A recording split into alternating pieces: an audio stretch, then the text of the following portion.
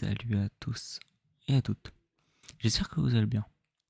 Aujourd'hui, petite vidéo dans laquelle je vais vous lire un livre. En l'occurrence, c'est Les monstres de l'Odyssée, pardon. Car à l'heure actuelle à l'heure où je filme, il vient d'avoir la sortie au cinéma du film L'Odyssée par Christopher Nolan. Et donc, je me suis dit pourquoi pas vous lire une petite histoire. Voilà. Entre autres choses, il y aura d'autres lectures. Je vous ai prévu pour une prochaine vidéo le petit garçon qui n'aimait pas lire. Voilà, pour une petite nouvelle. Et pour un truc un peu plus long, je ne sais pas encore quel livre choisir pour les lectures à long terme, on va dire. Plusieurs épisodes où on va lire. La première partie où je lis des petits livres comme ça sera en soft spoken, comme actuellement. Et pour les séries plus longues, ce sera du chuchotement. Donc pour l'instant, j'hésite avec Nos étoiles contraires, 10 minutes à perdre, et un autre livre, je crois que c'était Candide de Voltaire. Voilà. Donc on va se concentrer sur ce petit livre d'abord, Les monstres de l'Odyssée. Alors, lorsqu'Ulysse accomplit son voyage en mer pour revenir dans son royaume, il combat plusieurs monstres. Il doit affronter les envoûtantes sirènes, mi-femme, mi-oiseau, et le colérique cyclope Polyphème, ainsi que les gigantesques Lestrygons et la cruelle Scylla. Mais quelle est l'histoire de ces incroyables créatures? Voilà pour le résumé de ce petit livre, de la collection Petite Histoire de la mythologie.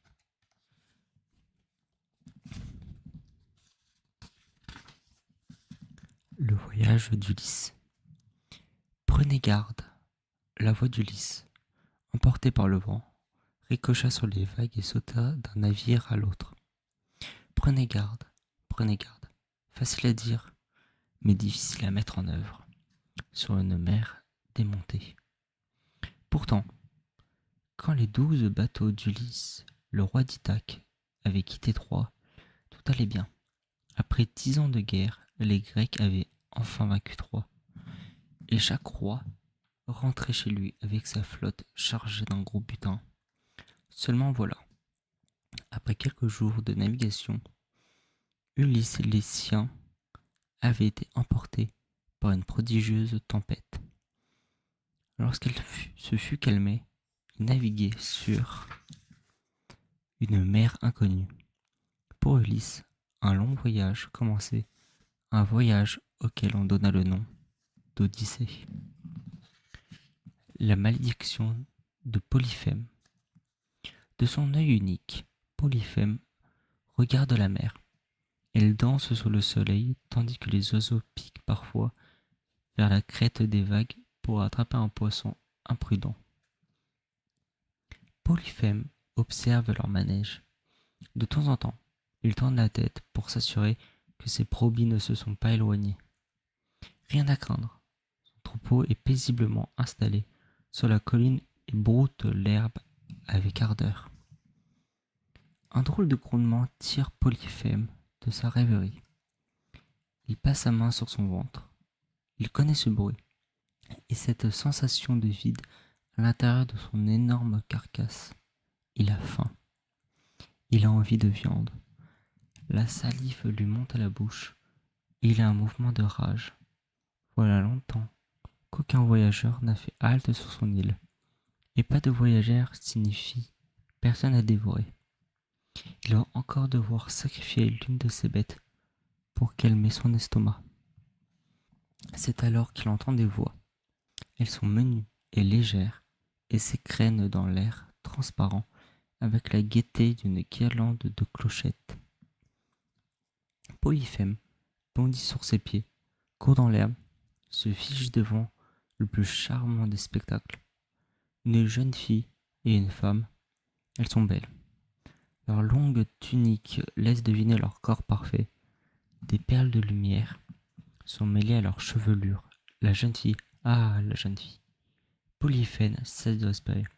Son œil unique est fixé sur la stupéfiante apparition. Son estomac vide,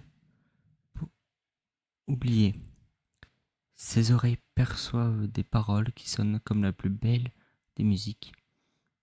Il y est question de fleurs. Effectivement, la jeune fille serre un bouquet contre sa poitrine. Polyphème pâlit puis rougit. Il voudrait tellement être l'une de ces fleurs. Viens, Galatée, rentrons maintenant, dit alors la femme.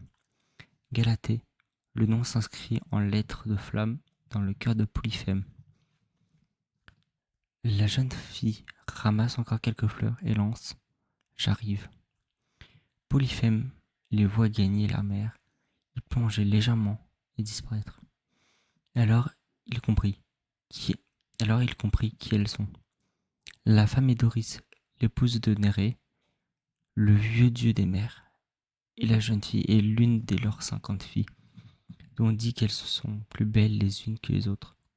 À présent, il est prêt à jurer que cela n'est pas vrai. La plus belle de toutes est Galatée. Quelques jours s'écoulent.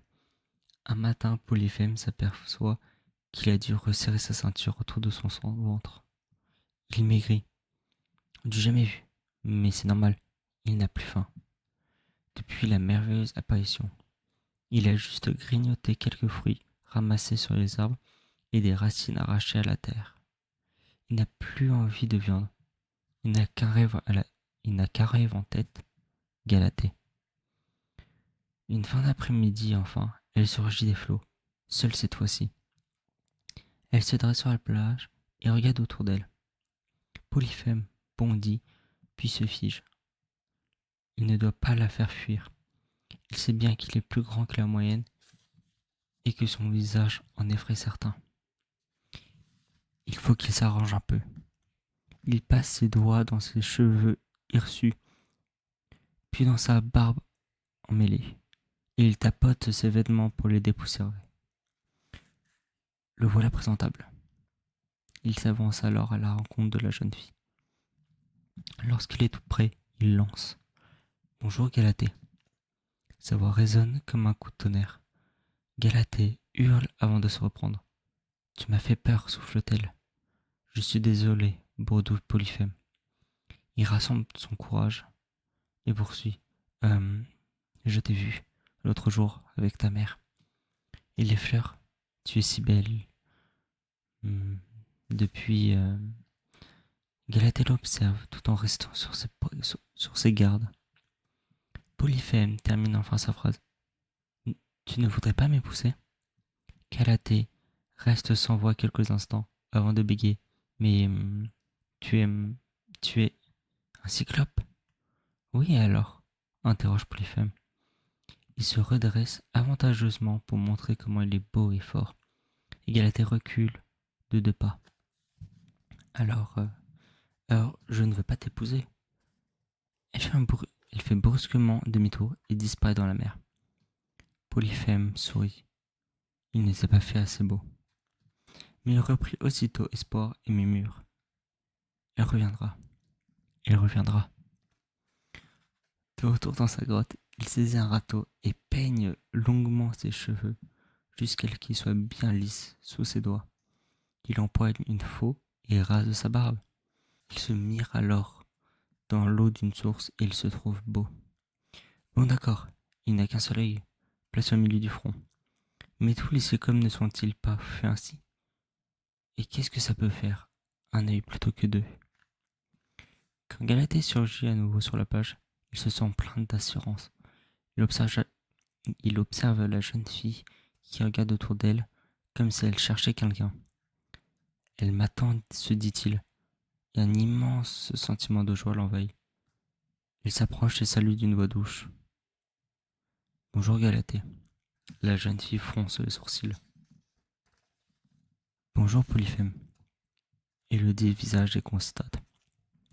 Tu as changé, n'est-ce pas? N'est-ce pas? S'exclame joyeusement Polyphème. Je te plais ainsi? Tu Tu sais, si tu m'épouses, tout ce que je possède sera à toi. Il ne faut pas croire nous autres, les cyclopes. Nous vivons confortablement. Ma caverne est vaste, et tu pourras la ranger comme tu en as envie. Mon troupeau m'appartient. Tu ne manqueras de rien, je te le promets. La jeune fille garde ses distances. Quand Polyphème se tait, elle réplique. Je ne veux pas t'épouser. Laisse-moi tranquille. Et il disparaît dans les flots. Le jour suivant, Galatée surgit à nouveau sur la plage. Polyphème bondit. Bonjour Galatée. La jeune fille lui répond à peine. Tu sais, enchaîne Polyphème. Si tu m'épouses, tu ne seras pas n'importe qui. Tu seras la belle-fille de Poséidon. Galatée frissonne.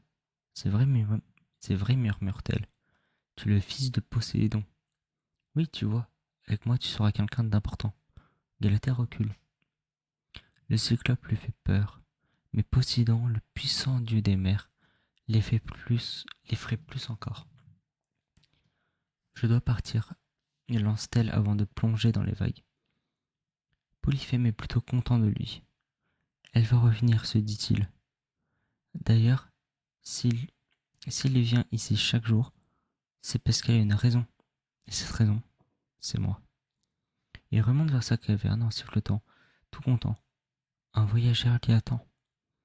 Il s'agit de Télémos, un devin. Polyphème l'accueille gaiement. Bonjour Télémos, bienvenue. Quelle nouvelle apportes-tu? Télémos le salue à son tour et répond. Je suis là, car je dois t'avertir. Quelque chose pourrait t'arriver. Je sais, tu es devin, et tu sais prédire l'avenir. Mais moi, l'avenir, je le connais. Il s'appelle Galatée. Galatée, répète Télémos, surpris. Non, non, ton avenir s'appelle Ulysse. Écoute-moi, Polyphème, l'œil unique que tu portes au milieu du front, Ulysse te le prendra. Polyphème éclate de rire. Je ne sais pas qui est cet Ulysse. Ce que je sais en revanche, c'est que tu te trompes. Une autre m'a déjà pris mon œil et mon cœur. Télémos hausse les épaules. Il a averti Polyphème du danger qui le guette. Il ne peut rien faire de plus. Les jours suivants, Galatée ne se montre pas. Polyphème parcourt l'île en rêvant à celle qu'il aime. Un après-midi, il s'assoit au milieu de ses bêtes, pose à ses pieds le tronc qui lui sert de bâton et porte à sa bouche une flûte de roseau qu'il a fabriquée. La musique s'élève. Bientôt, il pose sa flûte et commence à chanter. Ô Galatée, toi qui es plus belle qu'un torrent aux eaux vives, pourquoi me repousses-tu? Je te l'ai dit, je t'offre tout ce que je possède avec moi. Tu seras une reine. Tu n'auras rien à craindre de personne, car vois comme je suis grand, je te protégerai. Et vois comme je suis beau, je n'ai qu'un œil, mais il ressemble au soleil, et c'est pour toi que ce soleil brille. Longtemps, il chante ainsi son amour pour la belle Néréide,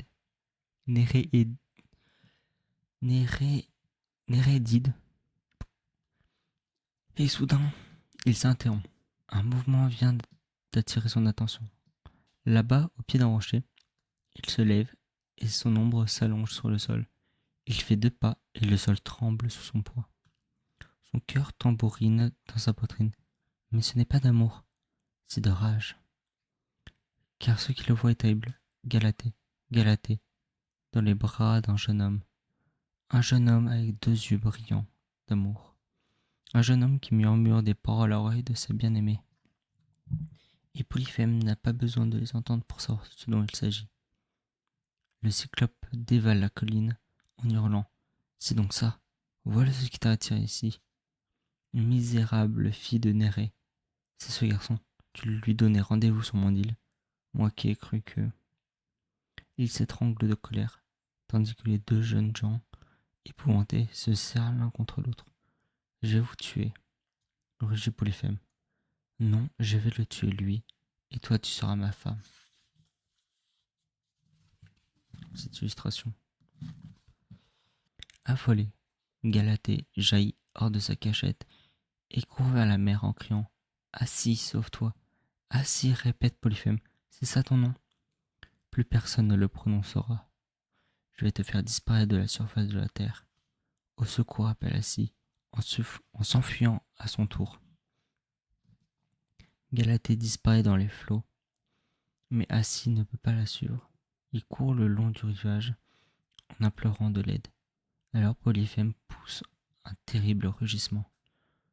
De ses mains puissantes, il arrache un pan de montagne, le prendit haut au-dessus de sa tête et le jette de toutes ses forces sur le jeune homme. Assis tombe, tué net. Polyphème lui tourne le dos et remonte vers ses moutons. Sa flûte est là, posée dans l'herbe. Il l'attrape et la brise en 1000 morceaux, puis il tourne son œil unique vers la mer. Elle est lisse et vide. Comment croire qu'elle abrite le palais du vieux Néré, où la plus belle de ses filles a couru se réfugier? Sa vue se trouble, sans qu'il comprenne pourquoi. Ce sont des larmes. Ce sont des larmes qui piquent ainsi, mais il ne le sait pas.